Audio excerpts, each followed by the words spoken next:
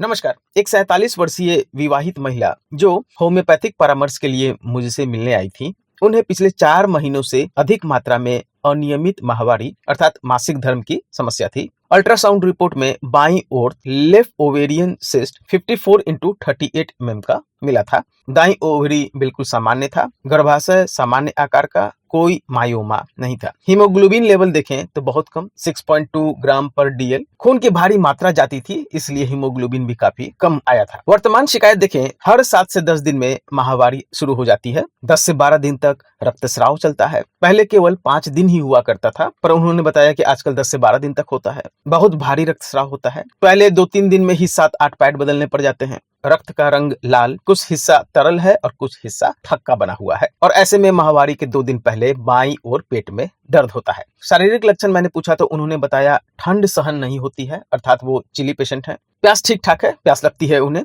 पसीना बहुत आता है, खासकर चेहरे और सिर पर, लेकिन पसीना दाग नहीं छोड़ता। खाने में कोई विशेष रुचि नहीं है। मलमूत्र सामान्य है। नींद ताजगी भरी होती है, 6 से 7 घंटे सोती है और वो पीठ के बल सोना पसंद करती है। पीठ के बल ही सोती है। मानसिक लक्षण देखा तो मैंने पाया कि इलाज को लेकर उन्हें नहीं लगता कि होम्योपैथी से वो ठीक हो पाएंगी। अंधेरे का डर है, ऊंचाई का डर है, छोटी छोटी बातों की चिंता है।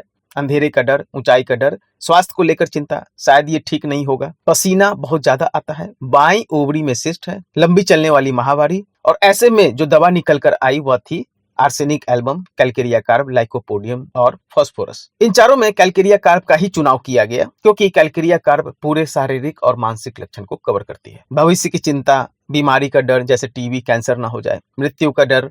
कैलकेरिया कार्ब शारीरिक लक्षण को भी कवर करता है, जैसे कि भारी पसीना, ठंड लगना, कमजोरी। बाकी 3 दवाओं में जैसे आर्सेनिक एल्बम, लाइकोपोडियम, फास्फोरस में कुछ कुछ मानसिक और शारीरिक लक्षण नहीं मिल रहे थे, पर कैलकेरिया कार्ब इस रोगी की पूरी तस्वीर को प्रस्तुत कर रहा था।